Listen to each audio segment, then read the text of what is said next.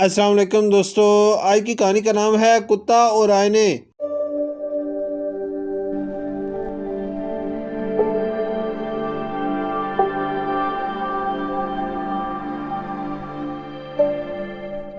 ایک بادشاہ نے ایک عظیم الشان عمارت تعمیر کرائی جس میں ہزاروں آئینے لگائے گئے تھے۔ ایک مرتبہ ایک کتا کسی نہ کسی طرح اس عمارت میں جا گھسا۔ رات کے وقت چوکیدار دروازہ بند کر کے چلا گیا، لیکن کتا عمارت میں ہی رہ گیا۔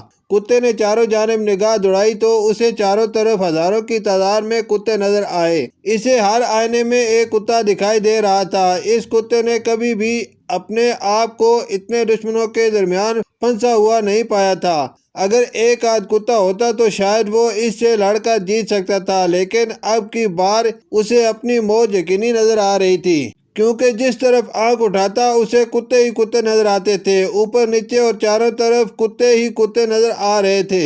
کتے نے بھونک کر ان کتوں کو ڈرانا چاہا تو وہ ہزاروں کتے بھی بھونکنے لگے، کیونکہ اس کے اپنے بھونکنے کی آواز جب سنسان عمارت میں گونج کر واپس لوٹی تو اسے یوں محسوس ہوا کہ ہزاروں کتے بھونک رہے ہیں۔